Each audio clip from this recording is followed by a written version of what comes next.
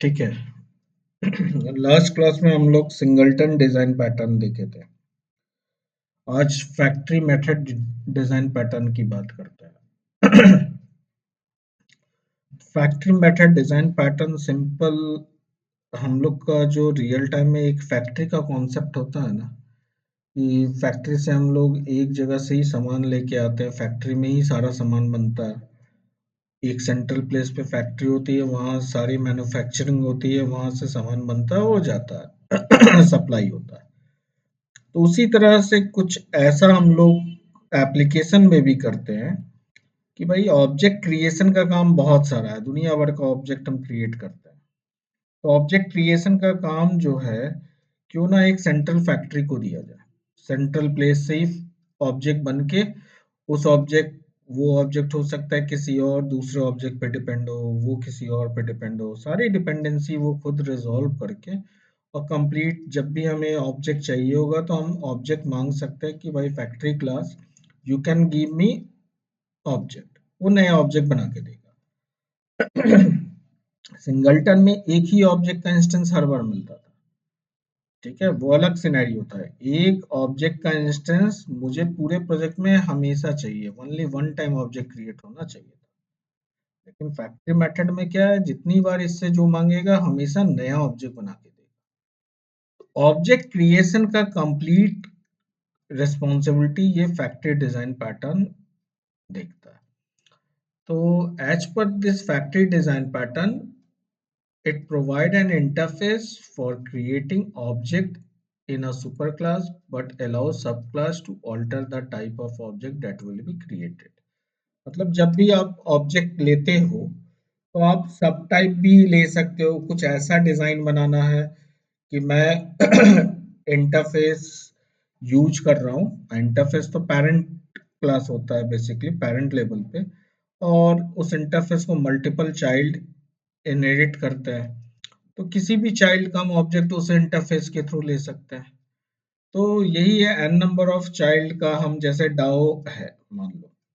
अब एक बात बताओ, डाओ में आप बहुत सारे डाओ बनाते होगे, patient DAO, doctor DAO, nurse DAO, something N number of DAO बनाते होगे। तो हम एक डाओ करके इंटरफेस बना लिया। अब हम चाहते हैं डाओ का ऑब्जेक्ट जब भी गेट करना हो डाओ इंटरफेस में ही मिल जाए, जो इंटरफेस है डीओ उसमें मिल जाए, और उसके थ्रू हम किसी भी जब भी हमें पेशेंट डाओ की ऑब्जेक्ट की जरूरत हो, नर्स डाओ की ऑब्जेक्ट की जरूरत हो, या एन नंबर ऑफ किसी भी डाओ की ऑब्जेक्ट की जरूरत हो, हम फैक्ट्री से मांगे कि भाई ये पर्टिकुलर मुझे इसका ऑब्जेक्ट दो, वो बना के दे दे। और इंटरफेस जो सुपर मोस्ट है वो parent can store reference of any child, वो स्टोर करके रख सकता है, रन टाइम पॉलीमॉर्फिज्म का कॉन्सेप्ट। तो ये फैक्ट्री डिजाइन पैटर्न का कॉन्सेप्ट होता है।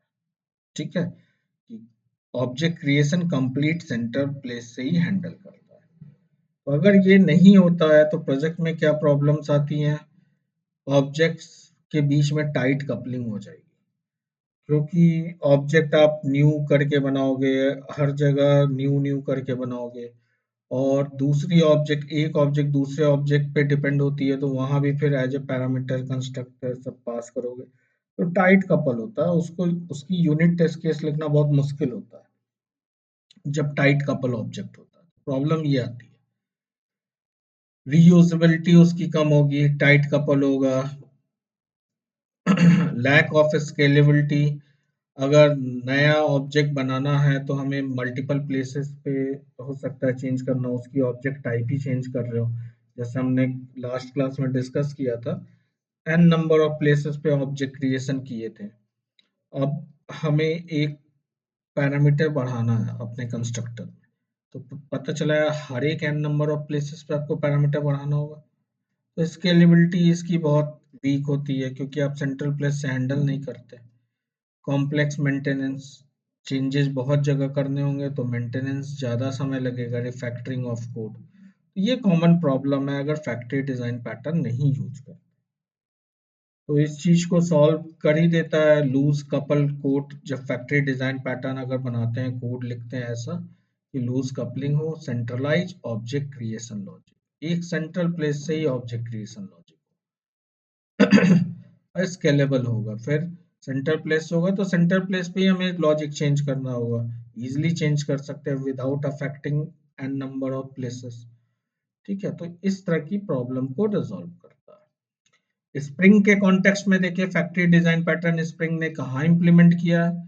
तो factory design pattern bean factory आप लोग गेट करते हो, बीन फैक्ट्री एप्लीकेशन कॉन्टेक्स्ट देखे होगे स्टार्टिंग में, अगर स्प्रिंग कोर पढ़े होगे तो वहाँ application context context equal to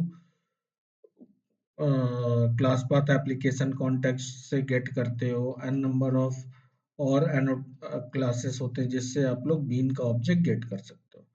जो आप XML में बीन बनाते हो या at the rate controller, at the rate service, at the rate repository, ये सब बीन है, एट द रेट बीन, ठीक है, एट द रेट कॉन्फ़िगरेशन, सब जितनी करते हो ये बीन बनती है। तो इनकी ऑब्जेक्ट गेट हम डायरेक्ट भी कर सकते हैं, जैसे ऑटो वायर करते हैं वहाँ तो डायरेक्ट हो जाता है। अगर हमको स्पेसिफिकली जैसे मेन क्लास आप लिख रहे हो जो पब्लिक स्टैटिक वर्ड मेन होता है वहां से स्टार्ट करते हो, लेकिन वहां आपको ऑब्जेक्ट चाहिए, लेट्स सपोज किसी क्लास का, तो आप एप्लीकेशन कॉन्टेक्स्ट यूज करके गेट कर सकते हो। तो एप्लीकेशन कॉन्टेक्स्ट, बीन फैक्ट्री, ये सब बेसिकली स्प्रिंग ने ये कॉन्सेप्ट सब सेंट्रल प्लेस पे फैक्ट्री पूरी बनाता है।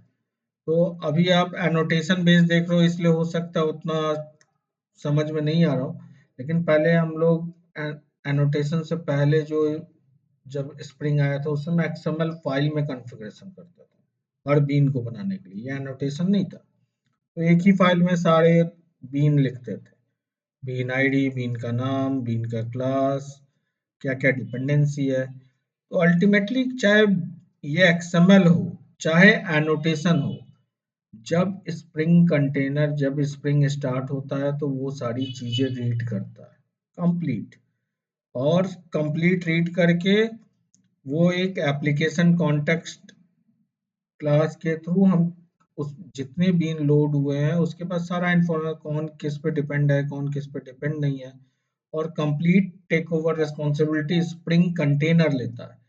तो अगर फैक्ट्री डिजाइन पैटर्न का बेस्ट एग्जांपल देखा जाए स्प्रिंग में, क्या है, spring container. Spring container fully responsible है, वो सेंट्रलाइज प्लेस है जहां से हम ऑब्जेक्ट निकालते हैं। ठीक है, एओपी प्रॉक्सी जो आप करते हो वो भी फैक्ट्री डिजाइन पैटर्न पे इंटरनल इम्प्लीमेंट है। तो स्प्रिंग के कॉन्टेक्स्ट में ये एग्जांपल हो गया। ठीक है, जो इंटरनल कोड इम्प्लीमेंट किया है स्प्रिंग ने।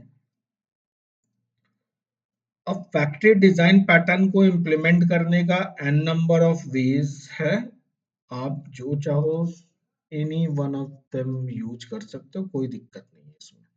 ठीक है, इसमें उसके जैसा लिमिटेशन नहीं आता, कोई भी आप डिजाइन पैटर्न, कोई भी आप वेज यूज कर सकते हो।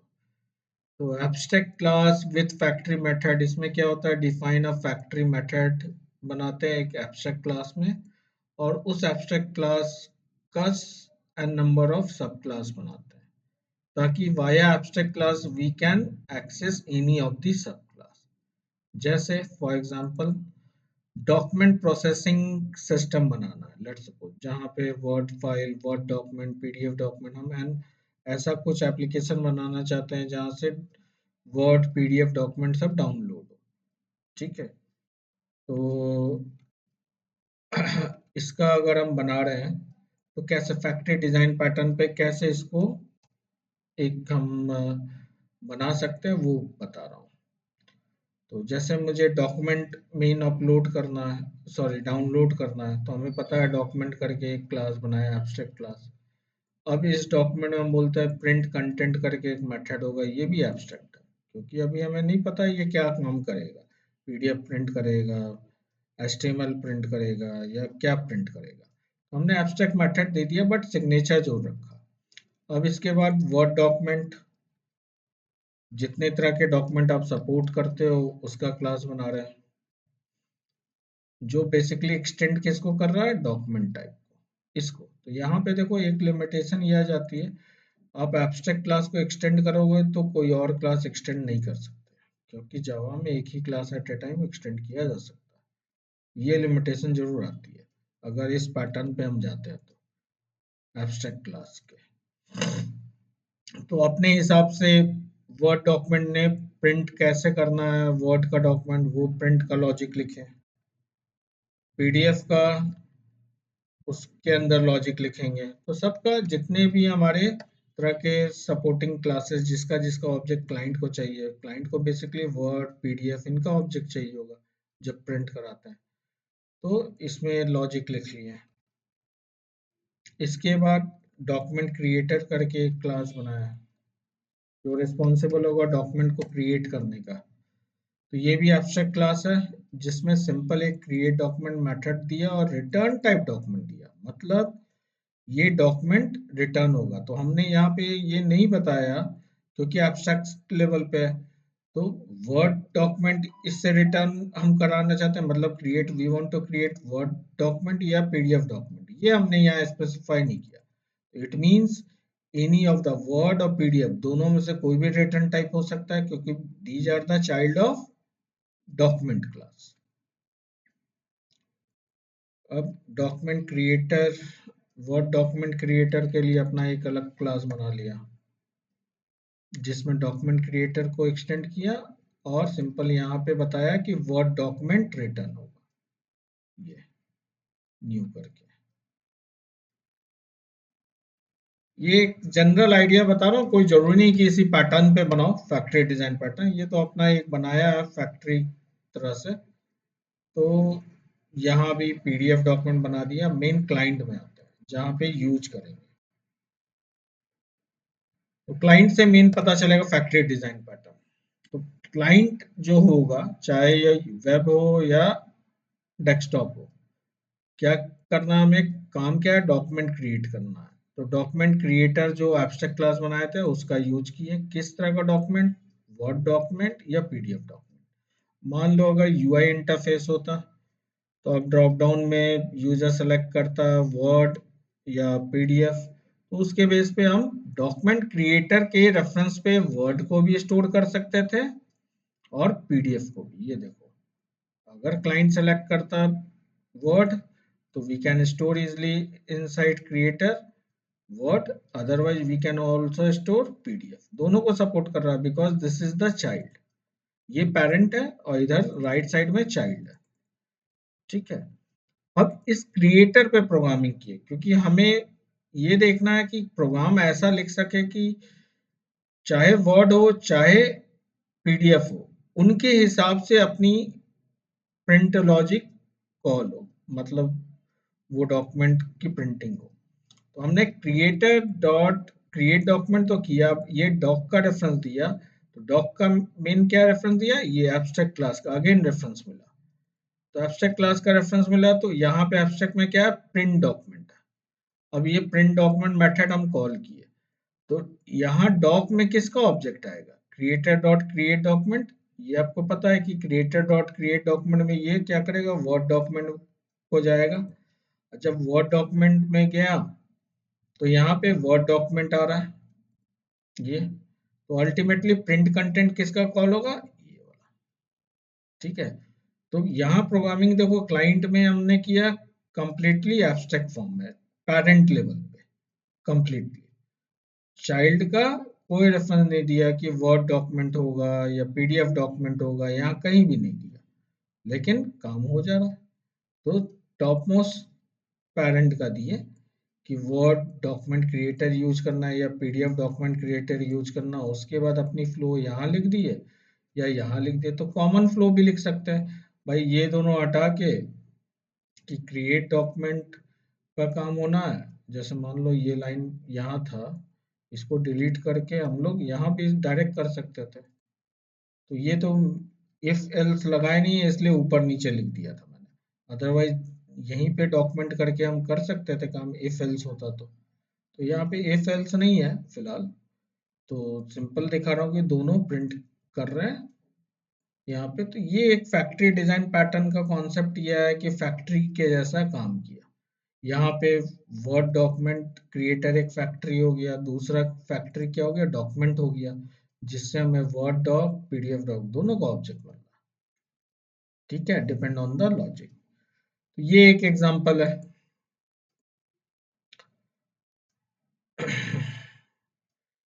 एक स्टैटिक मेथड बना के काम करते हैं, ये भी है, सिंपल सा है। जैसे मान लो ये भी फैक्ट्री डिजाइन पैटर्न का कॉन्सेप्ट है। हमने एक लॉगर क्लास बनाया, ठीक है, जिसमें हमने बताया कि लॉगर क्लास में लेबल क्या होगा, लॉग लेबल कंस्ट्रक्टर बनाया, और क्रिएट इन्फो लॉगर, यही सब होता है। जो भी लॉगर बनाया होगा SL4J, यही सब बनाया होगा। एरर लॉगर, लॉग मैसेज करके मेथड सब बना दिए। अब इस लॉगर को हमें यूज करना है क्लाइंट में। तो क्लाइंट में यूज करना है, सिंपल क्या किया, logger dot create info logger. यहाँ पे फैक्ट्री मेथड क्या हुआ मेरा, देखो स्टैटिक मेथड सब। ये मेथड रिस्पॉन्सिबल हुआ इन्फो टाइप के लॉग के लिए, ये मेथड रिस्पॉन्सिबल हुआ एरर टाइप के लॉग के लिए। तो नया नया ऑब्जेक्ट दे रहा है ना, सेंट्रल प्लेस से हम लोग ऑब्जेक्ट क्रिएशन कर रहे हैं।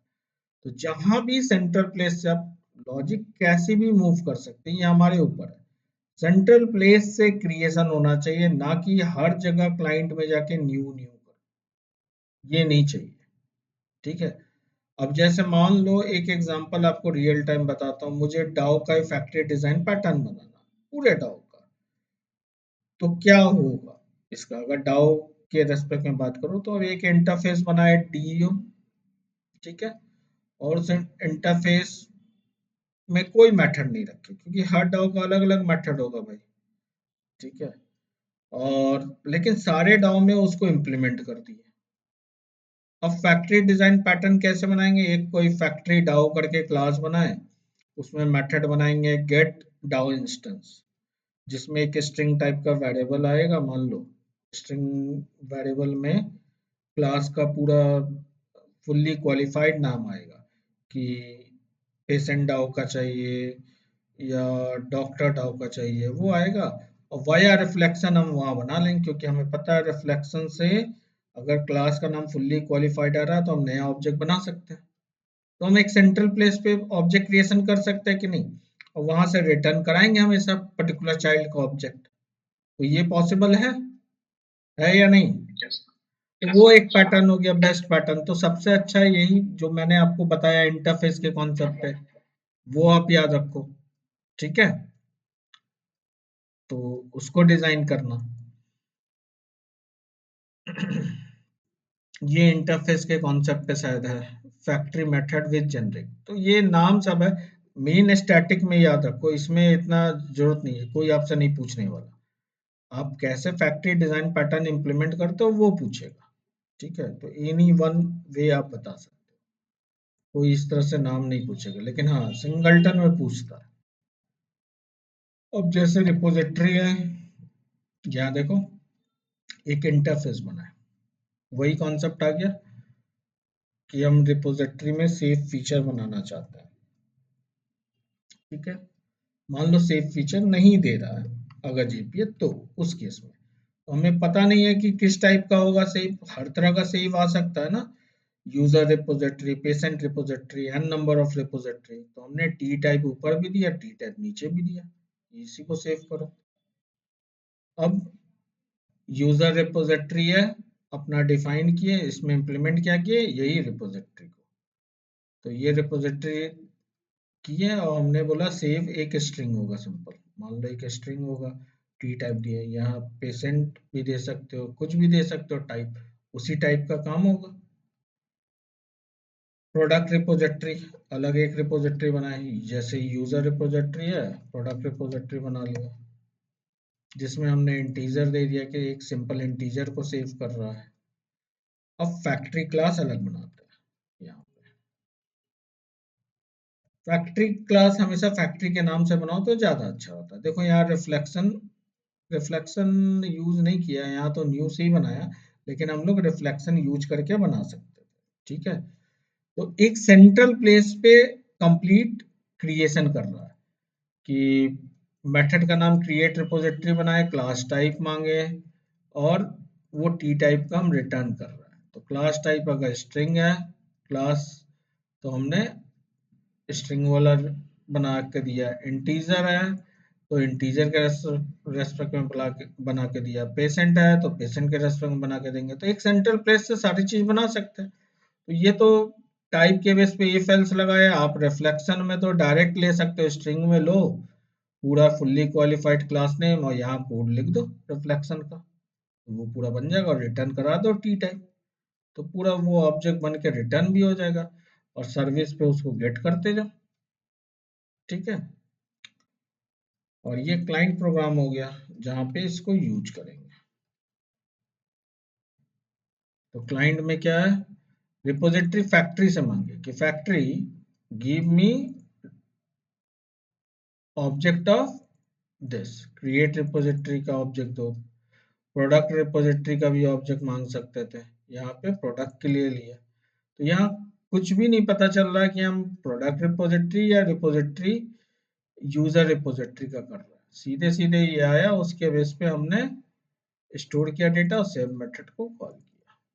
तो एक सेंट्रल प्लेस से बस बेनिफिट ये होता है, आपकी मेंटेनेंस इजी हो जाती है। न्यू से आपकी जो कोड की डिपेंडेंसी होती है एक क्लास की दूसरे क्लास पे, वो सब हट जाती है। आपकी सारी कोड फिर स्मूथ हो जाती है, जहाँ न्यू क्रिएशन ये सब नहीं होता है इन सभी क्लास में, एक्चुअल बिजनेस वाली क्लास में। समझ में आया? तो ये वाया इंटरफेस भी कर सकते हो, वाया एब्स्ट्रैक्ट क्लास भी। बेस्ट होता है इंटरफेस। Yes sir. ठीक है, तो करते ही थे जो एक नाम दे दिया। हम लोग तो ऐसा किए हैं इंटरफेस और चाइल्ड, और इंटरफेस के बेस पे हम लोग कितनी बार चाइल्ड को चेंज किए हैं ना रन टाइम पॉलीमॉर्फिज्म में। ठीक है, तो एक सेंट्रल प्लेस पे ऑब्जेक्ट क्रिएशन ले आए थे। ठीक है, तो न्यू ना करने, ये है एक और एग्जांपल। मैंने पेमेंट गेटवे का भी दिया है कि अगर पेमेंट गेटवे इंटीग्रेशन करना, we need to support multiple payment gateway. मान लो PayPal, Stripe, Razorpay, each gateway की अपनी खुद की लॉजिक होगी। देखो पेपाल तो किसी और ने लिखा होगा कंपनी ने, स्ट्राइप को भी किसी और कंपनी ने लिखा होगा, रोजर पे भी सुने होंगे किसी और कंपनी ने लिखा है। हो सकता है ये डॉट नेट यूज करते हो, ये पीएचपी यूज करते हो, ये जावा यूज करते हो। तो आगे चल के कभी आएगी आपको टर्म, ये माइक्रो सर्विसेज पढ़ोगे उसमें वेब सर्विसेज का टर्म। वैसे भी आप लोग रेस्ट तो किए ही हुए हो, रेस्ट तो किए हो ना, तो वो वेब सर्विसेज तो है बिल्कुल। तो जावा बेस्ड वेब सर्विसेज हम बना सकते हैं। स्ट्राइप जो है डॉट नेट बेस्ड रेस्ट का इम्प्लीमेंटेशन किया, मान लो ये पीएचपी बेस्ड किया लेट सपोज। तो सबकी लॉजिक तो अलग अलग होगी, लेकिन सब में पेमेंट सिस्टम होगा, सबका अलग मेथड भी होगा।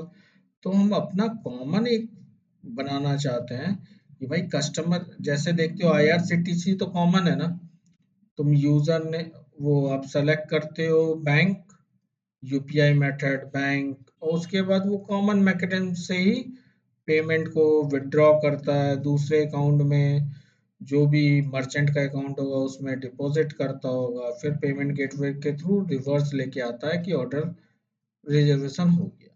या अमेजन में भी देखते होंगे। लेकिन पेमेंट सिस्टम के अंदर की लॉजिक, क्लासेस, मेथड सब अलग होंगे। हम जावा वाले क्लास और मेथड यूज कर रहे होंगे, पीएचपी वाले थोड़ी यूज कर रहे होंगे। तो ये सब कैसे हम लोग डिफरेंट टाइप की प्रॉब्लम्स हैं उनको कैसे हम एक जगह इनकी ऑब्जेक्ट क्रिएशन सब करना चाहते हैं, तो एक ही मैकेनिज्म पे करना चाहते हैं, कैसे करें। ठीक है, एक एग्जांपल दे रहा हूँ। तो बेस्ट इसका जो होता है पेमेंट गेटवे का, वो तो एडेप्टेड डिजाइन पैटर्न होता है, फिर भी यहाँ पे घुसाया हूँ पेमेंट गेटवे को फैक्ट्री डिजाइन पैटर्न। तो कैसे यहाँ देखा जाए फैक्ट्री डिजाइन पैटर्न क्या है। तो कोई अलग से फैक्ट्री नाम का क्लास नहीं आता डिजाइन नाम का, हम अपने क्लासेस को ही ऐसा ऑर्गेनाइज करते हैं लॉजिक को। ये क्लाइंट है, अच्छा ये क्लाइंट था, पेमेंट गेटवे,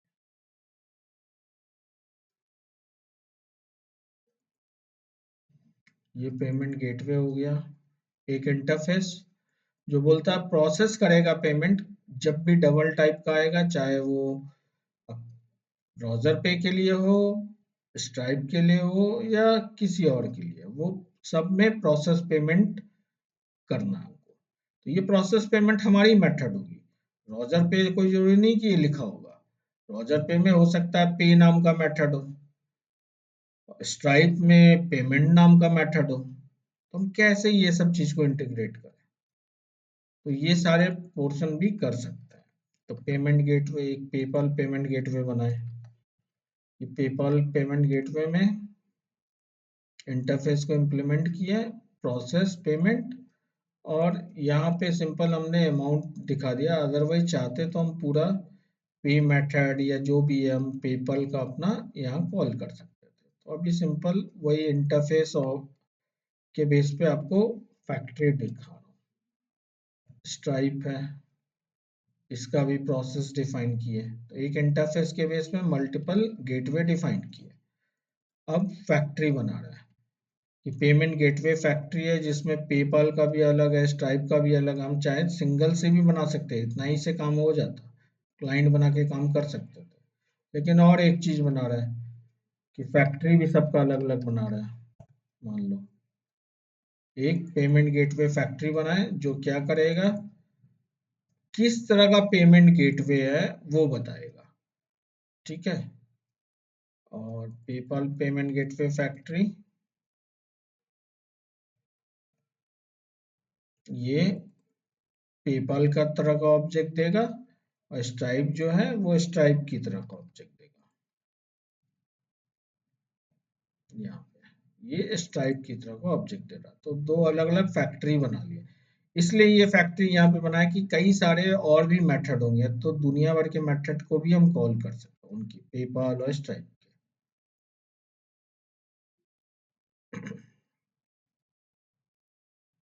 प्रोसेस पेमेंट में आए, तो यहाँ पे क्लाइंट प्रोग्राम में पेमेंट गेटवे पे काम किए, ना ही पेपाल ना ही स्ट्राइप। तो लेफ्ट साइड में हमने पैरेंट पे काम किया। अब यूजर ने पेपाल सेलेक्ट किया होगा तो उसका ऑब्जेक्ट बना दिया, यूजर ने स्ट्राइप सेलेक्ट किया होगा तो उसका ऑब्जेक्ट बना दिया। अल्टीमेटली दोनों में क्या होना है, factory dot create payment gateway, तो पेमेंट गेटवे टाइप का मिलेगा। ये पेमेंट गेटवे टाइप क्या हो सकता है, पेपाल, और अगर पेपाल होगा तो पेपाल का मिलेगा, और स्ट्राइप होगा तो स्ट्राइप का मिलेगा। यहाँ भी देखो गेटवे पे factory dot create payment gateway, वही लाइन जो लाइन ऊपर लिखे। ठीक है, तो ये तो डेस्कटॉप है इसलिए दो बार लिख दिया, नहीं तो इफ एल्स करके लगाते तो एक ही बार लिखना पड़ता। और प्रोसेस पेमेंट, तो यहाँ पे एक जेनरिक कोड से हम लोग काम कर लिए, ना कि हम स्पेसिफिक कोड पे गए, जनरलाइजेशन की तरफ चले गए कंप्लीट। तो एक तो सेंट्रल प्लेस से ऑब्जेक्ट क्रिएशन की, अंदर से ही फैक्ट्री से ही क्रिएट होके आ रहा है। पेमेंट गेटवे पेपाल का ऑब्जेक्ट इसका देख रहे हो, और इसका भी अंदर से ही आ रहा है। कहाँ, किसके अंदर से, इसके अंदर से, फैक्ट्री के अंदर से। कि क्रिएट पेमेंट गेटवे इसका आ गया, स्ट्राइप का भी आ गया, और क्लाइंट में हमेशा फैक्ट्री का ऑब्जेक्ट मांग रहा है। फैक्ट्री का तो ऑब्जेक्ट मांगना ही होगा। अब बोलोगे सर यहाँ दो ही क्लास है, दो क्लास के लिए दो क्लास फैक्ट्री अलग से क्यों बना लिए? ये बस एग्जांपल लिया एक छोटा सा, बड़े से बहुत बड़े बड़े लेवल आपके एन नंबर ऑफ क्लासेस होते हैं, उस केस के लिए लिया है कि भाई आपके एन नंबर ऑफ क्लासेस होंगे, इसमें कई सारे मेथड्स होंगे, तब उस केस में हमें ये फैक्ट्री क्लास सब काम आएगा। ठीक है, और अगर सिंपल आपकी एक एक मेथड की है तो आप तो यही तीन पे काम कर सकते हैं, एक इंटरफेस, दो इम्प्लीमेंटेशन, और क्लाइंट पे डायरेक्ट इंटरफेस पे काम करो, कोई दिक्कत नहीं है। तो वो भी फैक्ट्री हो गया। ठीक है, समझ में आया? तो फैक्ट्री डिजाइन पैटर्न का अल्टीमेट गोल क्या है, सेंटर प्लेस से ऑब्जेक्ट क्रिएशन मैनेज हो, हर जगह न्यू न्यू ना करना पड़े, जितना कम से कम। तो जैसे स्प्रिंग कंप्लीट अपने सेंट्रल प्लेस से करता है, स्प्रिंग कंटेनर। ठीक है, वो सारे के ऑब्जेक्ट ही तो देता है, सर्विस की, डाओ की, रिपोजिटरी की, कंट्रोलर की, हर की ऑब्जेक्ट बना के दे रहा है। लेकिन कहीं न्यू करते हो तुम लोग? नहीं ना करते। तो वो फैक्ट्री कौन बन गया, स्प्रिंग कंटेनर कंप्लीट। आईओसी जो है फैक्ट्री डिजाइन पैटर्न पे। एडेप्टर डिजाइन पैटर्न, तो दो हमने डिजाइन पैटर्न डिस्कस किया, वो क्रिएशनल टाइप का था। जो ऑब्जेक्ट क्रिएशन से रिलेटेड था, एक सिंगल ऑब्जेक्ट और ये जनरल ऑब्जेक्ट आपको क्रिएट करना फैक्ट्री डिजाइन पैटर्न। अब हम स्ट्रक्चरल पे चल रहा है कि छोटे छोटे ऑब्जेक्ट को मिला के बड़ा ऑब्जेक्ट हमें बनाना है, तो उसके लिए अडेप्टर है, प्रॉक्सी है, ये सब डिजाइन पैटर्न है। तो इसको देखते हैं कि कैसे करता है। तो अडेप्टर डिजाइन पैटर्न जनरली वहाँ पे आप लोग अ, जैसे ये एग्जांपल लेता हूँ, मोतीलाल ओसवाल या एलाइज ब्लू या फिर शेर खान, ये सब सुने हो? ये सब क्या है? ये है क्या Sher Khan? Hmm. Trading place? अरे शेयर मार्केट सुने हो कि नहीं? जो इंट्राडे होता है और ये सब चीज होता है, तो बहुत सारे यूजर शेयर मार्केट करते हैं कि नहीं? ठीक है। तो कई सारे शेयर मार्केट में प्रोवाइडर्स हैं, कई सारे प्रोवाइडर हैं, जैसे मोतीलाल ओसवाल है, शेर खान है, पेटीएम भी है। ठीक है, बहुत सारे प्रोवाइडर हैं। तो कोई एक ऐसा क्लाइंट है जो मल्टीपल प्रोवाइडर को अलाउ करता है कि आप मोतीलाल ओसवाल के थ्रू भी अपना शेयर खरीद सकते हो, आपके अकाउंट है तो। पेटीएम में अकाउंट है तो उससे भी खरीद सकते हो। तो उनकी अपनी शेयर मार्केट के अकाउंट की बात हो रही है। शेयर मार्केट की अपनी अकाउंट आईडी अलग होती है। तो एक कोई जेनरिक सॉफ्टवेयर बना लिया और वो सभी को कनेक्ट कर रहा है। तो मोतीलाल ओसवाल और ये सब अलग अलग, सबकी एपीआई होगी भाई। हर वेंडर अलग है तो उनकी एपीआई भी अलग होगी। कोई डॉट नेट में होगा, कोई पीएचपी में होगा, किसी में होगा। किसी में पेमेंट का एक मेथड होगा, किसी में दो तीन मेथड हो सकता है कि पहले ये करो फिर वो करो वो करो, अलग अलग प्रोसेस। भाई पेमेंट तो होना ही है। शेयर परचेज करने का कोई जरूरी थोड़ी है एक वेंडर कुछ और मेथड रखा हो, कुछ दूसरा वेंडर कुछ और। हम चाहते हैं कि हमारा जो क्लाइंट हो, जैसे मान लो गेटवे टू आईटी, हम गेटवे टू आईटी में लॉगिन करें। अब उसके बाद उसको बस प्रोवाइडर का अपना कुछ टोकन वोकन देने की वन टाइम जरूरत पड़ रही है कि पेमेंट गेटवे, सॉरी, पेपाल या मोतीलाल ओसवाल, इन सब की टोकन दिया और कनेक्ट हो गया। अब वो डायरेक्ट हमारे इंटरफेस से ही किसी से भी परचेजिंग कर सकता है अपना शेयर का।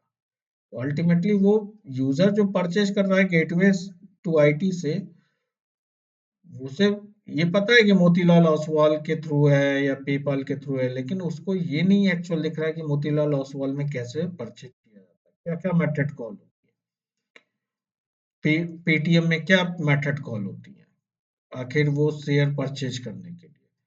ठीक है, स्टॉक की प्राइस देखनी है तो उसमें क्या मेथड होगा। स्टॉक के नाम से हो सकता है कि मोतीलाल ओसवाल में क्लास हो, और पेटीएम में शेयर के नाम से क्लास हो, कौन जानता है। ठीक है, तो अलग अलग चीज होगी। तो हम एक कॉमन एन नंबर, हमने दो वेंडर थे उनका सपोर्ट दिया, कल को तीसरा वेंडर आ जाए, चौथा वेंडर आ जाए, एक एप्लीकेशन में एन नंबर ऑफ वेंडर का हम सपोर्ट देना चाहते हैं। तो यहाँ पे क्या हो गया, आपको देखने से नहीं लग रहा कि क्लाइंट जो है एक अलग था और फिर वो मल्टीपल से इंटरेक्ट कर रहा, मल्टीपल डिफरेंट डिफरेंट टाइप के आपके कनेक्टिविटी हो रही है। सबको काम वही करना है, शेयर। भाई चाहे जिस भी वेंडर से करो, तुम स्टॉक का प्राइस देखोगे, जो शेयर मार्केट शेयर से उनका प्राइस देखोगे, लोएस्ट कितना गया, हाईएस्ट कितना गया, उसमें आप परचेज करोगे, बाई एंड सेल करोगे, यही सब करोगे और तो कुछ करोगे नहीं।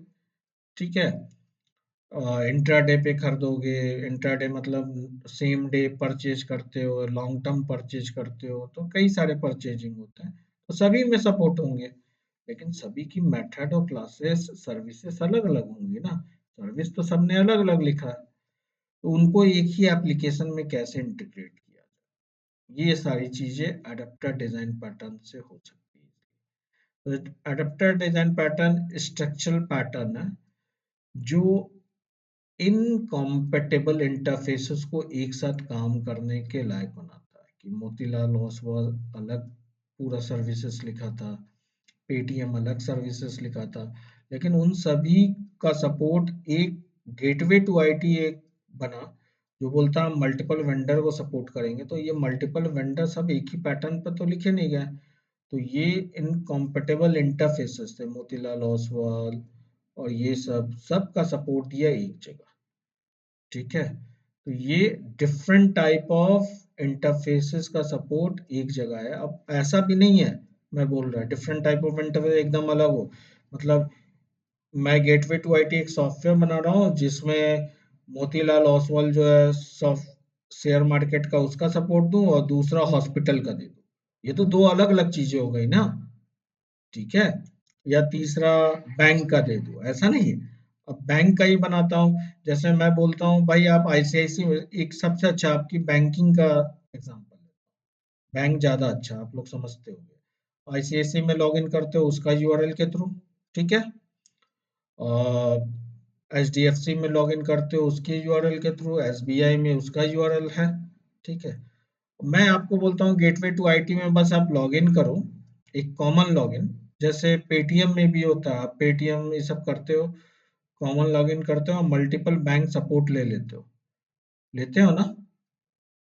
ठीक है, देखते हो कि नहीं आपकी पेटीएम जो है चाहे डेबिट या क्रेडिट एसबीआई से करनी हो, एचडीएफसी से करनी हो, आईसीआईसी सबसे करता है कि नहीं, सबका सपोर्ट देता है। क्या लगता है एचडीएफसी जो टेक्नोलॉजी यूज करके जो सर्विसेज का नाम रखा होगा, मेथड का नाम रखा होगा, आईसीआईसी भी वही रखा होगा क्या, या स्टैंडर्ड चार्टेड भी वही रखा होगा, सबका तो अलग अलग है कंपनी। तो पेटीएम इसको कैसे एक साथ कर लेता है, सबके इंटरफेसेस अलग अलग है। ठीक है, तो एक जगह से पेट एज ए यूजर तुम पेटीएम यूजर, पेटीएम तो यूज किए होगे आप लोग या गूगल पे सब, एज ए यूजर आप क्या करते हो, डिपॉजिट और ट्रांसफर यही तो करते हो ना, अपने अकाउंट में ट्रांसफर करते हो या दूसरे के अकाउंट में ट्रांसफर करते हो। आपको कभी पता चलता अंदर कैसे काम हो रहा है कनेक्टिविटी बैंकिंग की, जबकि बैंक में कितना कॉम्प्लेक्स सिस्टम चलता है। ठीक है, तो ये सारे चीजों को ये अडेप्टर डिजाइन पैटर्न का अगर कॉन्सेप्ट लोगे तो इस तरह की इम्प्लीमेंटेशन इजीली हो सकती है। तो देखो कॉमन प्रॉब्लम है ना वर्ल्ड में, और कितनी इंटीग्रेशन पेमेंट गेटवे इंटीग्रेशन चारों तरफ चलती है, तो कॉमन प्रॉब्लम है। तो ये क्या करता है, एडेप्टर एक ब्रिज बनाता है दो incompatible classes by translating interface of one class to another class. मतलब पेमेंट गेटवे एक अलग सिस्टम और बाकी की बैंक्स अलग सिस्टम, लेकिन कैसे दोनों के बीच में कम्युनिकेशन होगा, वो कम्युनिकेशन एक्चुअल में हम ही करते हैं, लेकिन वो डिजाइन बोलता है एक्सपर्ट सब कि इस तरह से अपनी क्लासेस को डिफाइन करो, तो आप जो इसने रेकमेंड किया पैटर्न, तो आपको कभी प्रॉब्लम नहीं आएगी। डिजाइन पैटर्न का यही मेन कॉन्सेप्ट है कि आप इसके डिजाइन को फॉलो करके अब जो प्रॉब्लम्स हैं, जो कॉमन प्रॉब्लम आपको भी लगा कि पेमेंट गेटवे इंटीग्रेट करना, तो प्रॉब्लम तो कॉमन आ गई। तो अगर आप अपना दिमाग लगाओगे तो हो सकता है ठीक ठाक लग जाए, लेकिन अपना दिमाग नहीं लगाते हो, बोलते हो मैं एक डिजाइन पैटर्न पता है मुझे, ये सॉल्व कर देता है, तो इसने जो स्टेप बाय स्टेप रूल दिया है उसी को फॉलो कर ले, तो उससे सॉल्व हो जाएगा। तो उससे सॉल्व हो जाए, किस तरह की प्रॉब्लम सॉल्व होगी, सेंट्रलाइज्ड एडेप्टेशन लॉजिक होगी, मतलब सेंट्रल प्लेस से ही आप सब चीज हैंडल कर सकते हो इजीली। नया बैंकिंग फिर से ऐड कर सकते हो अपने पेमेंट गेटवे, मतलब पेटीएम में कोई नया बैंक आया, किसी को हटाना है सपोर्ट, वो एक प्लेस से होगा। कोड डुप्लीकेट नहीं होगा, क्लीन कोड होगा अगर इसको फॉलो करोगे तो, और इजी टू टेस्टिंग होगी। हर बैंकिंग सिस्टम को आप इजीली, क्योंकि मार्केट में लॉन्च करने से पहले टेस्ट तो करोगे ना, इजी टू टेस्ट हो जाएगा। इसको फॉलो करोगे, नहीं फॉलो करोगे तो कोड क्या होगा, डुप्लीकेट होगा, हार्ड टू मेंटेन होगा, इनकंसिस्टेंट बिहेवियर होगा। लिख तो लोगे सब चीज, लेकिन प्रॉब्लम्स ये रहेंगी। समझ में आ रहा है? ठीक है, तो अब रूल क्या है?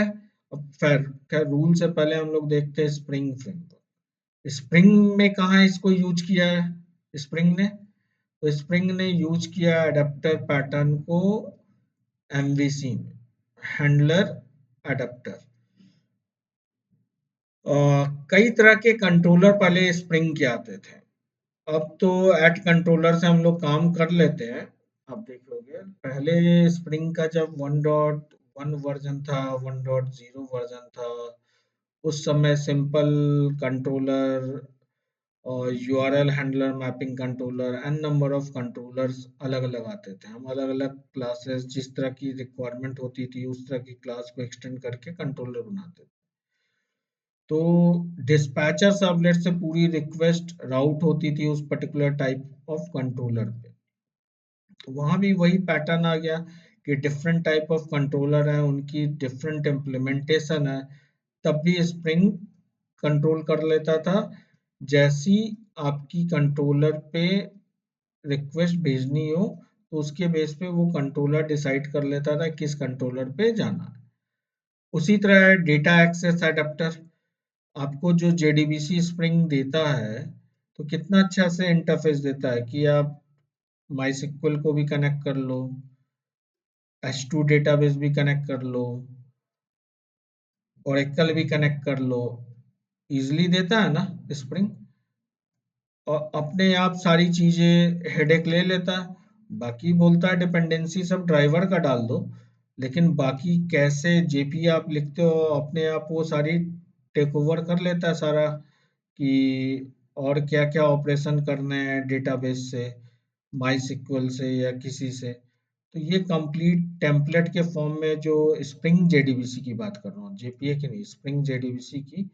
तो स्प्रिंग जेडीबीसी कंप्लीट ये काम कर लेता है इसलिए, किसी भी डेटाबेस से इजीली इंटरेक्ट करता है, जेपीए भी कर लेता है। तो अलग अलग वेंडर सब हैं, लेकिन काम तो एक ही है ना, सबके साथ वही create, select, insert, update, delete, यही चलाओगे, तो काम एक ही है। तो ये काम हम कर रहे हैं, तो ये यहाँ पे एडेप्टर डिजाइन पैटर्न यूज करके करते हैं कि बहुत सारे वेंडर हैं, बहुत सारे वेंडर्स की ऑलमोस्ट मोर और लेस एक ही तरह का काम है, लेकिन उनकी इंटरनल इम्प्लीमेंटेशन फुल्ली अलग है। तो कैसे इस मल्टीपल वेंडर्स का सपोर्ट अपने एप्लीकेशन में दे। ठीक है, कॉन्सेप्ट समझ में आया, प्रॉब्लम डिजाइन पैटर्न। तो यहाँ स्ट्रक्चर चेंज होता है, क्योंकि पेपाल का स्ट्रक्चर अलग होगा, आपकी रोजर पे का अलग होगा, सबका अलग अलग होगा। तो इमेजिन करो कि इंटीग्रेट करना मल्टीपल पेमेंट गेटवे, ये एक्चुअल पेमेंट गेटवे का इम्प्लीमेंटेशन। ठीक है, पेमेंट गेटवे में एक्चुअली अडेप्टर डिजाइन पैटर्न ही लगता है। वो ऊपर तो मैंने जबरदस्ती आपको एक पेमेंट गेटवे यूज करके फैक्ट्री दिखा दिया था, लेकिन फैक्ट्री का सिंपल फंडा यही है, वन प्लेस पे ऑब्जेक्ट क्रिएशन करो, और पेमेंट गेटवे का मल्टीपल सपोर्ट जहाँ देना है वहाँ पे अडेप्टर डिजाइन पैटर्न ही लगाता है। तो जैसे पेपाल है ये पेमेंट गेटवे, स्ट्राइप है ये पेमेंट गेटवे, और पेपाल क्या करता होगा, आईसीआईसी, एचडीएफसी सबका सपोर्ट ये देता होगा, स्ट्राइप भी देता होगा अंदर। लेकिन हम क्या कर रहे हैं, डिफरेंट पेमेंट गेटवे का सपोर्ट दे रहे हैं अपने ई कॉमर्स में। कभी कभी नहीं आता आपको कि select payment gateway, Roger select करना चाहते हो या कोई और सेलेक्ट करना चाहते हो, उसके बेस पे भी आप आगे फर्दर प्रोसेस कर सकते हो, उसके लिए बात हो रही है। कॉमन प्रॉब्लम क्या होगी, payment gateway has, her payment gateway का अपना खुद का एपीआई और इंटरफेस होता है। एपीआई इंटरफेस अब आप समझते होगे, मतलब एपीआई जो रस्ट एपीआई लिख रहे हो, हर का अपना होगा। कल को सोप बेस्ड भी काम कर सकता है। और every payment gateway has its own API interface, making direct interaction। Direct अगर कनेक्टिविटी उनसे करोगे बिना पेमेंट गेटवे के तो दिक्कत आएगी भाई, कितना तरह से आप फिर कर पाओगे। तो वाया पेमेंट गेटवे हम करते हैं तो इजी होता है। पेमेंट गेटवे जो है complete adapter design pattern use करके इसकी इम्प्लीमेंटेशन अंदर करता है ताकि इजीली कर सके। तो इसका सॉल्यूशन क्या है? एक पेमेंट गेटवे इंटरफेस डिफाइन किए विद अ कॉमन मेथड। अब यहाँ पे कॉमन मेथड अपना लिखे, एक इंटरफेस अपना बनाए कि चलो भाई मेरी payment gateway gateway to IT payment gateway है, और इसमें चाहे एचडीएफसी हो, चाहे आईसीआईसी हो, चाहे एसबीआई हो, अपना मेथड तो हम बता सकते हैं ना कि भाई विड्रॉ नाम का मेथड होगा, इसमें कुछ पैरामीटर क्लाइंट से आएगी जिसमें विड्रॉ में क्या आएगा, अकाउंट नंबर आएगा, अमाउंट आएगा, यही सब आएगा। तो वो हमने रिक्वेस्ट में ले लिया, ठीक है। अब उसके बाद चाहे विड्रॉ हो, प्रोसेस पेमेंट हो, डिपॉजिट हो, वो सारा हमने अपने फॉर्मेट में लिया। अभी उस फॉर्मेट में नहीं गए जो एक्चुअल में पेपाल और स्ट्राइप चाहिए, क्योंकि इनका फॉर्मेट तो अलग होगा। अब हम क्या किए, एडाप्टर बनाए हर पेमेंट गेटवे, एक अलग क्लास लिखे और उसको इम्प्लीमेंट कराए इससे पेपाल से। तो पेपाल में ये जो बोले कि इसमें जितनी मैकेनिज्म सारे बैंकिंग में हो सकती है वो सब मेथड इसके अंदर रख दिए, सारे मेथड विड्रॉ डिपॉजिट ये वो सब। और जब हम ये एडाप्टर बना रहे थे, एडाप्टर क्लास सब, उस समय वो एडाप्टर क्लास में सारे मेथड इंप्लीमेंट किए, प्लस पेमेंट गेटवे उन मेथड के अंदर पेमेंट गेटवे के हिसाब से उस पर्टिकुलर पेमेंट गेटवे के हिसाब से इम्प्लीमेंटेशन रखते हैं। कैसे वो देखते हैं, देखो जैसे पेमेंट गेटवे एक बनाए, इंटरफेस बनाया या क्लास देखें, आई थिंक इंटरफेस ही ज्यादा अच्छा होगा। कौन सा एडाप्टर, इंटरफेस बनाया, ठीक। अब एक ही मेथड बनाया हूँ, ये मत सोचना कि अब ट्रांसफर विड्रॉ सब मैं बैठ के बना रहा हूँ, कोई एक बना लिया। और ये सोच के बनाया कि भाई इसमें जो पैरामीटर है और रिटर्न टाइप है ये हमारा जेनरिक टाइप अपने हिसाब से है। ना ही हमने स्ट्राइप को सोच के इसको डिफाइन किया, ना ही रोजर को सोच के, बस हमने ये सोचा कि हमारा गेटवे टू आईटी में जो जो चीज चाहिए वो पैरामीटर में दे दिया और रिटर्न टाइप दे दिया, ठीक है। इतना समझ में आ रहा है पहले? ठीक है। अब अलग अलग ये बनाए कि पेपाल पेमेंट है तो पेपाल पेमेंट बनाए, ये अलग क्लास ही बनाए, इसका अपना खुद का मान लो होगा एक मेक पेमेंट करके मेथड। तो भाई गेटवे टू आईटी में प्रोसेस पेमेंट है, लेकिन पेपाल जो है मेक पेमेंट रखा है, उसका अलग मेथड का नाम हो सकता है, पैरामीटर भी। और स्ट्राइप क्या रखा होगा, इसमें चार्ज करके होगा। हो सकता है ना भाई, दो अलग अलग सिस्टम है मान लो ये, और दोनों का अलग अलग मेथड का नाम है, हो सकती है क्लास का नाम भी अलग। तो अब इनको हम कैसे प्रोसेस में लाए, क्योंकि दो अलग अलग मेथड, तो हमने क्या किया भाई, प्रोसेस पेमेंट करके रखा। अब ये प्रोसेस पेमेंट का कमाल हम यहाँ दिखाएंगे जब एडाप्टर लिखेंगे कि भाई हम इसको भी कॉल कर सके, तो दोनों के लिए अब एडाप्टर लिख रहा है। तो पेपाल के लिए एडाप्टर कैसे लिखेंगे, इम्प्लीमेंट किए पेमेंट गेटवे, जैसे इम्प्लीमेंट करेंगे तो हमें प्रोसेस पेमेंट ओवरराइड करना होगा। तो प्रोसेस पेमेंट को हमने यह ओवरराइड किया, ठीक। अब पेपाल में हमें पता है कि किसका एपीआई यूज करना है, पेपाल पेमेंट। तो पेपाल पेमेंट का एक रेफरेंस वेरिएबल बना लिए, जो भी है कंस्ट्रक्टर में दे दिए। अल्टीमेटली देखो यहाँ पे अंदर प्रोसेस पेमेंट के अंदर क्या किया, पेपाल का मेक पेमेंट कॉल करो। हमारा क्लाइंट जो है वो पेमेंट गेटवे का प्रोसेस पेमेंट कॉल करेगा, ठीक है, अल्टीमेटली पेपाल को सेलेक्ट करके। लेकिन अल्टीमेटली देखो पेपाल का मेक पेमेंट कॉल हुआ। उसी तरह अगर वो स्ट्राइप को सेलेक्ट करके करता तो कैसे होता, उसमें भी प्रोसेस पेमेंट ही कॉल होता।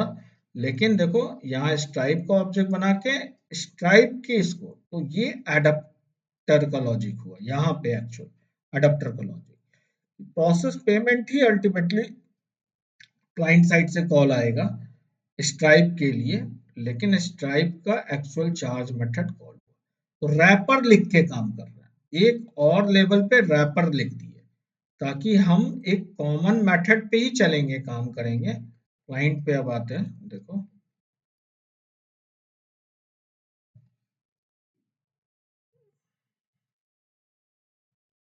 ये अडेप्टर क्लाइंट पे, चाहे मान लो यूजर ने पेपल सेलेक्ट किया तो पेपल का ऑब्जेक्ट पास किया, स्ट्राइप सेलेक्ट किया तो स्ट्राइप का। लेकिन देखो यहाँ सब में पेमेंट गेटवे में ही रख रहे हैं। ऑब्जेक्ट क्या है, किसका है, पेमेंट गेटवे टाइप का, payment gateway dot process payment. अपने आप जिसका ऑब्जेक्ट होगा उसका पर्टिकुलर, जैसे पेपल का यहाँ ऑब्जेक्ट होगा तो पेपल के लिए ये जाएगा, ठीक है। यहाँ देखिएगा इसमें किसका है, पेपल का है, तो पेपल के प्रोसेस पेमेंट में जाएगा, वो अल्टीमेटली इसको कॉल होगा। अगर वो स्ट्राइप का ऑब्जेक्ट यहाँ पे स्टोर है तो स्ट्राइप के हिसाब से प्रोसेस पेमेंट में जाएगा, उसका कॉल होगा, वो चार्ज को कॉल होगा। तो ये एडेप्टर की लॉजिक हुई, समझ में आया? ठीक है, थोड़ा सा है आप लोग के लेवल पे, थोड़ा आई अंडरस्टैंड कि थोड़ा सा टीडियस है सोचना, क्योंकि जो अभी आप लोग थोड़ा बहुत करते हो, एक आइडिया बताया, जरूरी नहीं कि कंप्लीट आपको एकदम घुस जाए, लेकिन वो क्या बोलता, सिंगलटन एकदम घुसा के रखना, ठीक है। आइडिया जरूर रखना कि हाँ भाई इस तरह से अलग अलग सिस्टम है, उसको एक सिस्टम में हमें इंटीग्रेट करना है, तो एडाप्टर डिजाइन पैटर्न ऐसा ही देता हमें, ठीक है। और इसके बाद प्रॉक्सी है, चेन ऑफ रिस्पॉन्सिबिलिटी है, बस दो है, इसके बारे में ज़्यादा नहीं है, मैं एक जनरल रखा हूँ। प्रॉक्सी डिज़ाइन पैटर्न आप लोग को पहले भी बताया था, जो एओपी प्रॉक्सी कंप्लीट यूज करता है। मैंने वहाँ भी बताया था कि अपना क्लास खुद का बनाओ, और जो जो भी है उसका प्रॉक्सी क्लास बनाना, तो एक्सटेंड करके एक नया क्लास बनाते हैं, तो सारे मेथड को ओवरराइट कर देते हैं, पेरेंट की सारी मेथड को ओवरराइट कर दो, और उसके बाद अपना फ्लो लिख दो कंप्लीटली।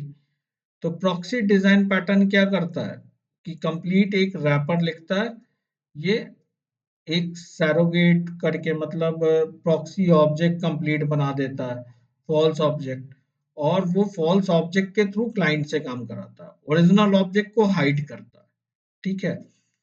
तो इससे बेसिकली प्रॉब्लम्स क्या रिजॉल्व होती है, जैसे क्रॉस कटिंग कंसर्न हम लोग पढ़े हुए हैं ओपी में, उसका रिजॉल्व होता है, एक्सेस कंट्रोल इजीली दे सकते हैं सिक्योरिटी चेक लगा के।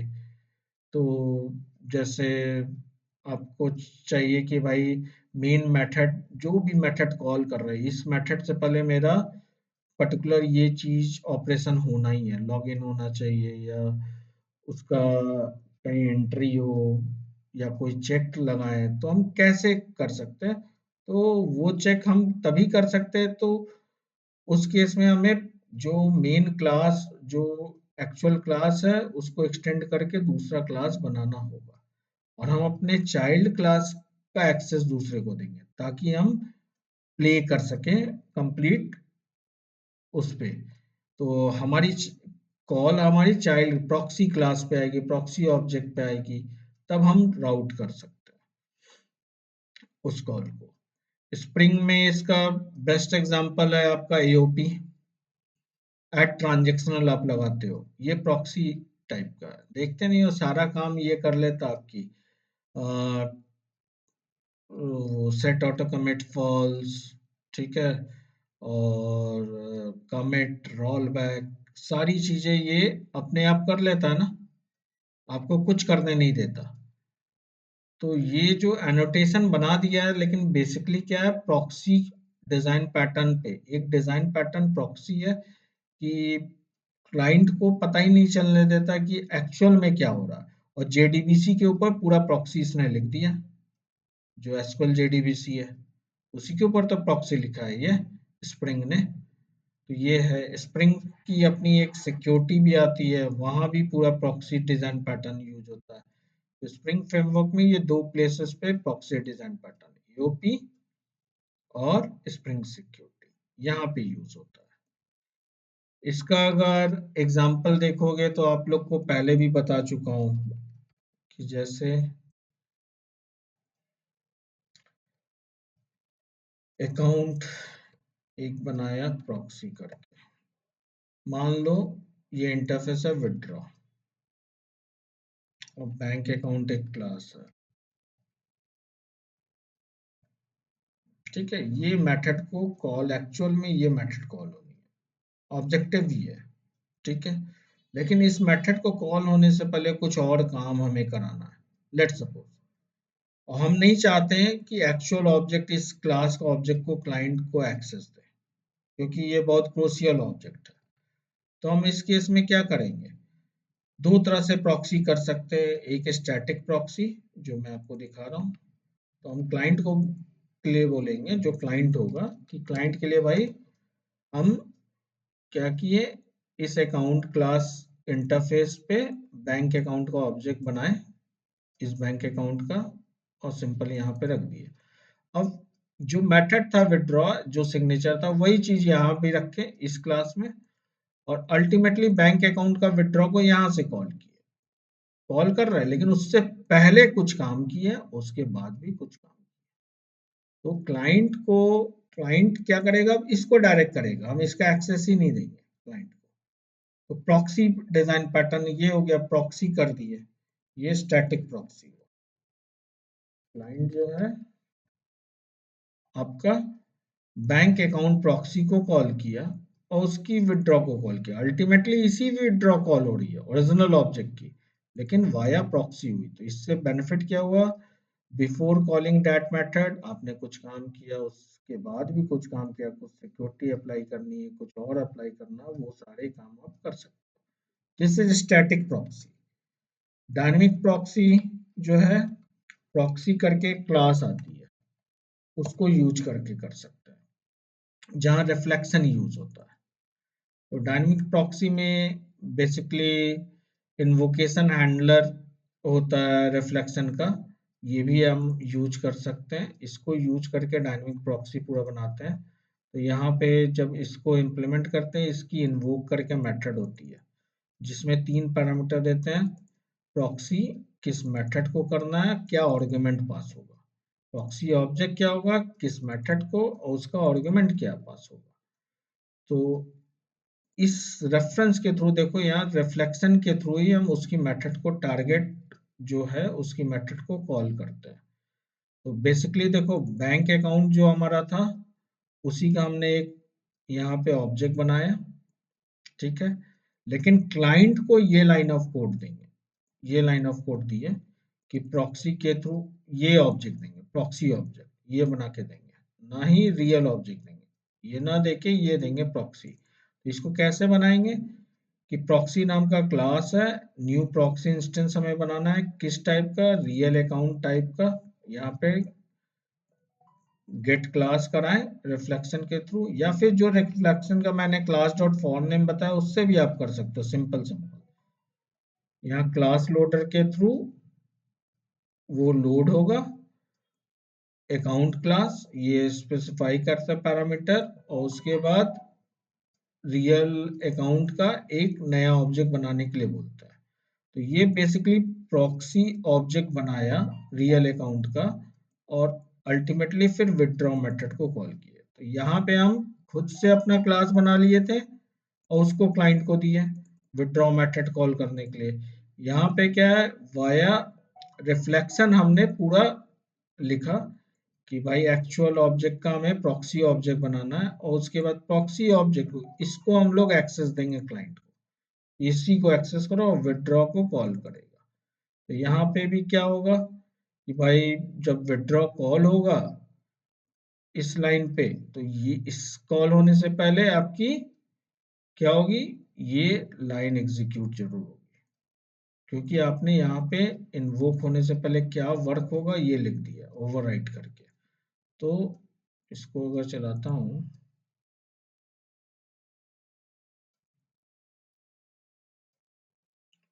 तो देखो विथड्रॉ मेथड कॉल हुआ हमारा इसका, लेकिन उससे पहले जो लाइन ऑफ कोड हमने इन्वोक में ये लिखा था, ये लिखा था, वो कॉल हुई। अगर स्टैटिक प्रॉक्सी को भी चलाओगे यहाँ पे,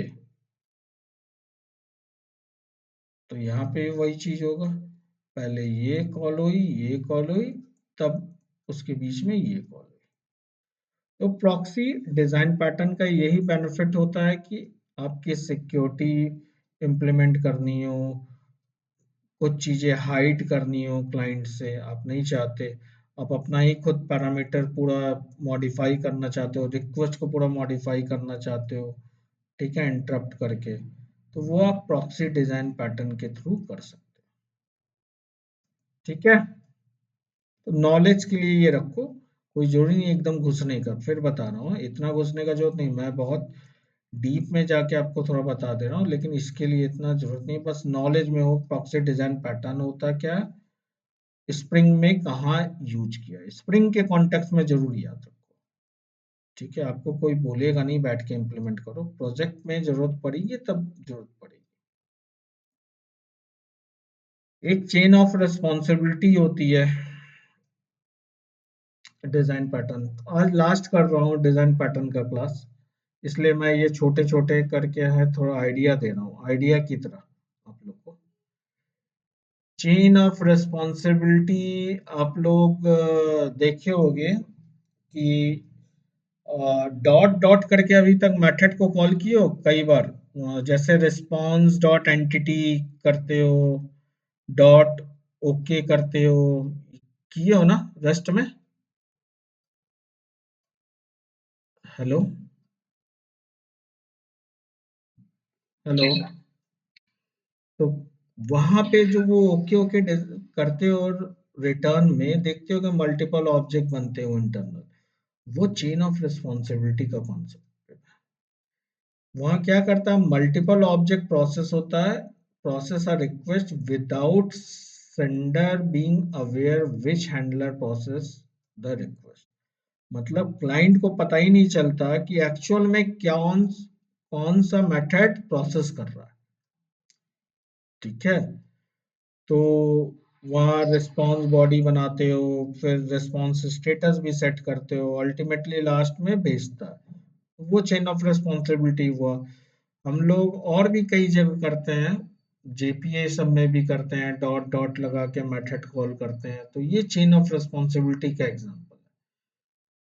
स्प्रिंग में, स्प्रिंग सिक्योरिटी में इम्प्लीमेंट होता है चेन ऑफ रिस्पॉन्सिबिलिटी, जहां हम लोग ऑथेंटिकेशन, ऑथराइजेशन, कोर्स पॉलिसी ये सब अप्लाई करते हैं, प्लस हैंडलर इंटरसेप्टर। अगर स्प्रिंग एमवीसी आप पढ़े हो तो फिल्टर पढ़े होगे, इंटरसेप्टर एमवीसी में पढ़े हो, इंटरसेप्टर।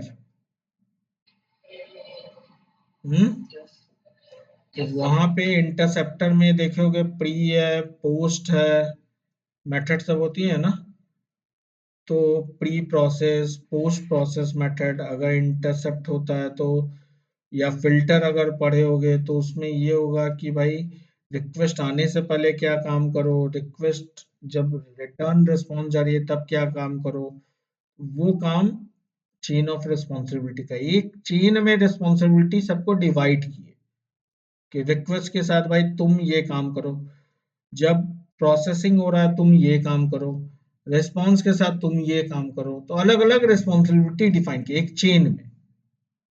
ठीक है, जो filter dot chain do chain करके कॉल करते होगे इंटरसेप्टर में, ठीक है, तो वो मेथड पे कॉल आती है, फिर डू चेन करके कॉल करते हो, तो ये chain of responsibility design pattern पे डिफाइन होता है। एक्सेप्शन हैंडलिंग में भी हम लोग जो करते हैं वहाँ चेन ऑफ रिस्पॉन्सिबिलिटी करते हैं, एक्सेप्शन रिजॉल्वर सब।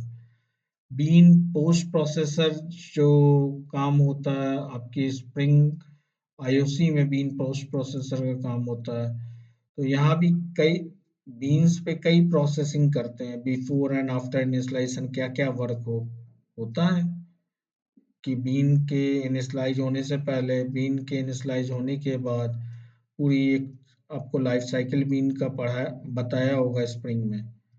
तो वो चेन ऑफ रिस्पॉन्सिबिलिटी है, यही है चेन ऑफ रिस्पॉन्सिबिलिटी। तो इसका मैं कोड बेस में नहीं जा रहा हूँ क्योंकि इतना जरूरत नहीं है, आपको बस एक आइडिया के लिए चेन ऑफ रिस्पॉन्सिबिलिटी होती क्या, ठीक है। और this one is the last मैं डिस्कस कर रहा हूँ क्योंकि ये चेन ऑफ रिस्पॉन्सिबिलिटी और स्ट्रैटेजी जो है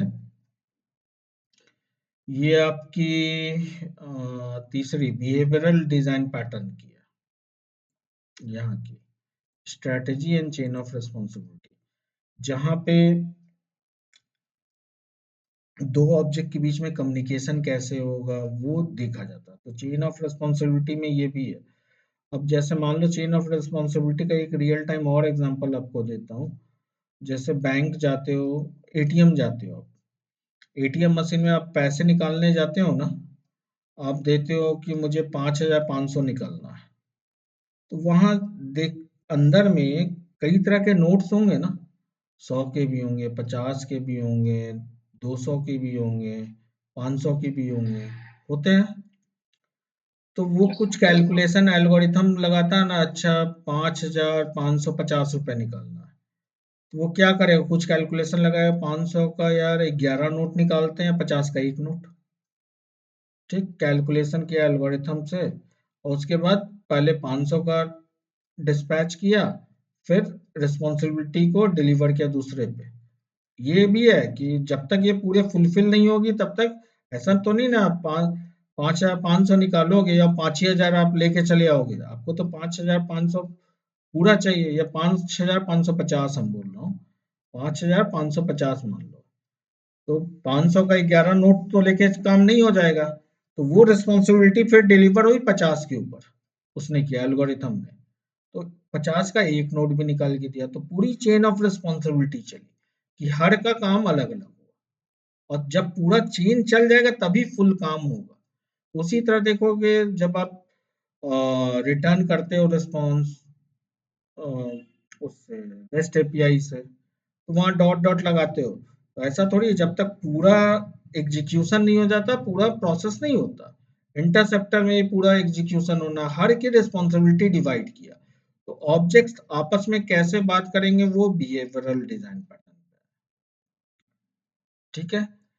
एक कई सारे छोटे ऑब्जेक्ट मिलके एक बड़े ऑब्जेक्ट का फॉर्म कैसे लिया, जैसे पेपाल मान लो एक छोटा था पेमेंट गेटवे, या आईसीआईसी एक छोटा था, एचडीएफसी भी छोटा था, एक अलग अलग बैंकिंग सिस्टम था, तुमने पूरा पेमेंट गेटवे ही तैयार कर दिया, एक बड़ा सा ऑब्जेक्ट, एक लार्जर फॉर्म, ठीक है। तो कई छोटे छोटे को मिक्स करके आपने एक लार्जर फॉर्म तैयार किया, दैट इज स्ट्रक्चरल चेंज, पूरा स्ट्रक्चर ही चेंज कर दिया बैंकिंग सिस्टम का, ठीक है। अब आप पेमेंट गेटवे लेके आ गए, एक इंडिविजुअल बैंकिंग सिस्टम में जा सकता था इंसान, लेकिन वो एक ही से इंटरेक्ट करता, अगर अलग अलग से इंटरेक्ट करना तो दिक्कत आती। आप पूरा पेमेंट गेटवे लेके आ गए भाई, अलग अलग से तुम आईसीआईसी से कम्युनिकेट करो, एचडीएफसी से करो, एसबीआई से, सबका अलग पैरामीटर है, सबका अलग मैकेनिज्म है, सबका अलग इंटरफेस है, वो हेडेक क्यों लेते हो। वो बोलता है पेमेंट गेटवे आ गया बीच में, बोला कि तुम मुझसे इंटरेक्ट करो, तुम मुझे बोलो विड्रॉ करना है, प्रोसेस करना है, ये करना है, मेरा सिस्टम समझो, मैं उन बैंक से डील कर लूंगा। समझ में आया, ठीक है। तो ये स्ट्रक्चरल चेंज किया, ठीक है। और जब पढ़ोगे स्टार्टिंग में डिजाइन पैटर्न पढ़ोगे ना, तो सबसे पहले कंफ्यूजन होगा, यार दिखता तो सब एक ही जैसा है, क्योंकि है तो कोरी लॉजिक पे ना सर, ठीक है। तो मैं ये नहीं बोला स्टार्टिंग बहुत क्लियर, लेकिन सिंगलटन आपको अलग दिखेगा एकदम, फैक्ट्री अलग दिखेगा, तो इतना दो का बेसिक कॉन्सेप्ट जरूर होना चाहिए, और बाकी सबका आइडिया, ठीक है। दो का बेसिक कॉन्सेप्ट जरूर होना चाहिए कि आप दो को इम्प्लीमेंट करने के लिए बोले तो इम्प्लीमेंट कर सको, और बाकी सबका आइडिया हो। अडेप्टर का अगर कर पाओ तो अच्छा है, ठीक है। क्योंकि ये सब के लिए रियल टाइम हैंड्स ऑन आप कभी लाइफ में करोगे तब। अब ये स्प्रिंग और ये सब फ्रेमवर्क जो आ गई ना, ये खुद सब कुछ कर लेता है, डेवलपर को मौका ही नहीं देते इतना करने की। तो बेचारा डेवलपर करे तो क्या करे। ठीक है। तो एक है स्ट्रैटेजी डिजाइन पैटर्न, ये भी बिहेवियरल है। इसमें क्या होता है, फैमिली ऑफ एल्गोरिथम, मतलब बहुत सारे डिफरेंट टाइप ऑफ एल्गोरिथम है, और हम क्लाइंट को हर एल्गोरिथम से के लिए इंटरफेस प्रोवाइड करना चाहते हैं, डिफरेंट टाइप ऑफ एल्गोरिथम। जैसे for example spring internally use करता है strategy design pattern. Spring security में भी यूज करता है, जब वो पासवर्ड को इनक्रिप्ट करना होता है तो कई तरह के एल्गोरिथम आते हैं। बिक्रिप्ट पासवर्ड इनकोडर यूज करता है, पीडी की इनकोडर यूज करता है। तो हमारे ऊपर यू डिपेंड करता है हम किसको करना चाहते हैं।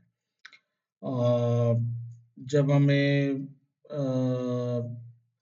ऑथेंटिकेशन प्रोवाइडर यूज करना पड़ता है तो हम डाओ ऑथेंटिकेशन, JWT आपने सुना ही होगा जो यूज कर रहे हो। तो N number of authentication provider है, लेकिन हम पे डिपेंड करता है हम किस तरह की एल्गोरिथम यूज करना चाहते हैं। तो हम तो यूज कर लेते हैं JWT या डाओ वाया स्प्रिंग। लेकिन कंप्लीट स्प्रिंग जो है, अगर स्प्रिंग के सपोर्ट में चलोगे तो ये कंप्लीट आपको एक कॉमन इंटरफेस दे देता है कि आप लॉजिक के हिसाब से अपनी इम्प्लीमेंटेशन मत चेंज करो। ठीक है। फिर स्प्रिंग एमवीसी में भी है। जब आप रिटर्न करते हो रिस्पॉन्स एमवीसी में, याद होगा अभी जेएसपी पे रिटर्न होता है रिस्पॉन्स। कभी कभी हम लोग पीडीएफ पे रिस्पॉन्स रिटर्न कराते हैं, कभी और भी हमारी टूल्स होती हैं, व्यू रिजॉल्वर जिसको कहते हैं, उस पे हम लोग रिस्पॉन्स रिटर्न करते हैं। जैसे थीम लीफ है resolver, bean name view resolver होता है, कई तरह के व्यू रिजॉल्वर होते हैं, और हर रिजॉल्वर का अपना खुद का एल्गोरिथम होता है।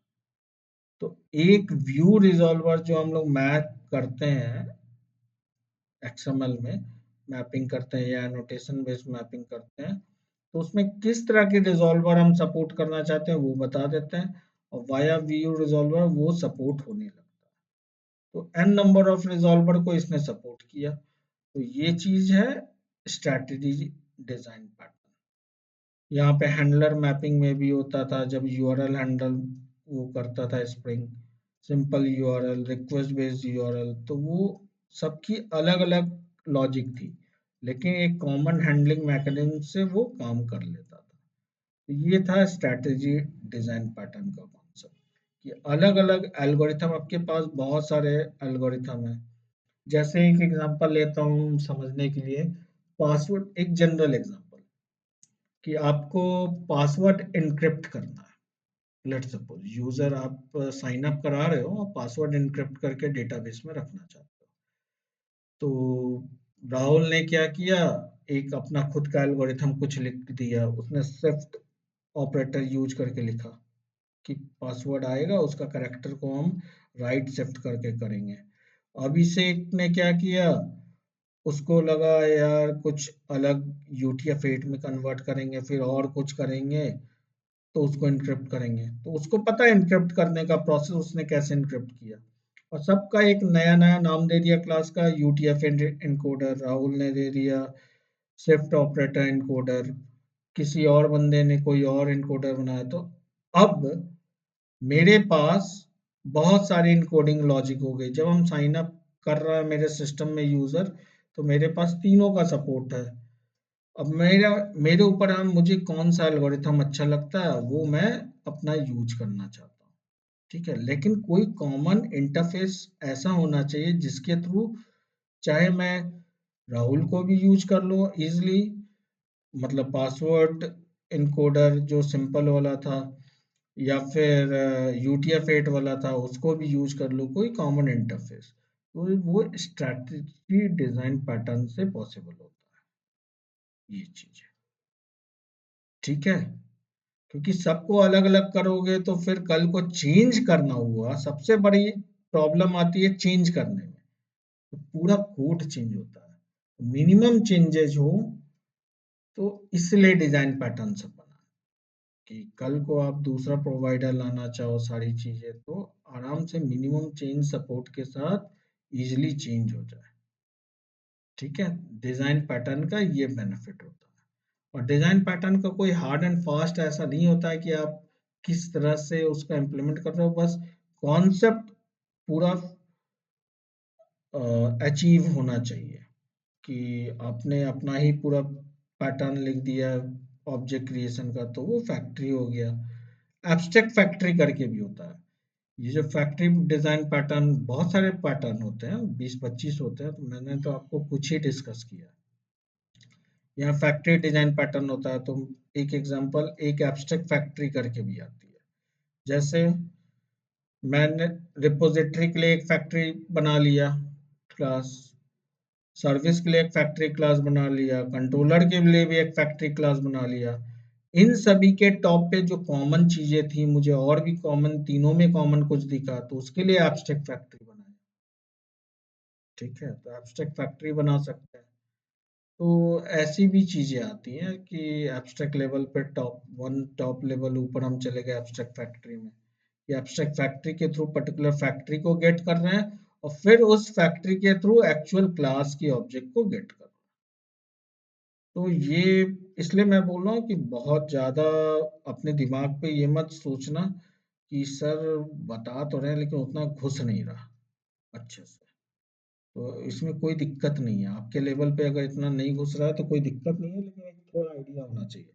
ये टॉपिक इसलिए टच किया हूँ, टचिंग का चीज है। ये धीरे धीरे काम करते करते, प्रैक्टिस करते करते जब प्रोजेक्ट पे मल्टीपल करोगे तो आना चाहिए। तो डिजाइन पैटर्न आपसे कम से कम अब पूछेगा, वो बता सकते हो कितने डिजाइन पैटर्न पे काम किया, तो 2-3 का तो नाम एटलीस्ट ले सकते हो। और टिप्स पे आपका सिंगलटन और फैक्ट्री होना चाहिए, टिप्स पे एकदम टिप पे होना चाहिए। ठीक है, और नाम ले सकते हो कि चेन ऑफ रिस्पॉन्सिबिलिटी है, स्ट्रेटजी है, ये होता है, प्रॉक्सी है, स्प्रिंग में यहाँ इम्प्लीमेंट हुआ है। ठीक है, या स्प्रिंग फ्रेमवर्क कौन कौन से डिजाइन पैटर्न को सपोर्ट करता है, तो वो सारे को सपोर्ट करता है, लेकिन कहाँ कहाँ पे क्या क्या है वो आप बता सकते हो। जैसे आपकी कंट्रोलर जो लिखते हो, ऐड कंट्रोलर, जितनी कंट्रोलर क्लास लिखते हो ना, जितनी भी आप रेस्ट एपीआई की कंट्रोलर, वो कमांड डिजाइन पैटर्न पे चलता है। एक कमांडेंट होता है जो वो एक इंटरनल कुछ लिखा होगा स्प्रिंग ने कि उसके पास आती है कॉल रिक्वेस्ट, वहां से वो कमांडेंट की तरह राउट करता है, अच्छा यूआरएल पैटर्न ये है तो पर्टिकुलर इस कंट्रोलर पे जाओ, यूआरएल पैटर्न ये है तो इस कंट्रोलर पे जाओ, यूआरएल पैटर्न ये है तो इस कंट्रोलर पे जाओ, जाता है ना आपकी यूआरएल पैटर्न के बेस पे। तो वो कमांड डिजाइन पैटर्न पे फॉलो है, वो मैंने यहाँ नहीं लिखा है, वो देखना मन हो तो कमांड डिजाइन पैटर्न। ठीक है, स्प्रिंग के केस में क्या है, तो अंदर बहुत ज्यादा जाने की जरूरत नहीं, एक जनरल आइडिया पे होना चाहिए। ठीक। हम्म।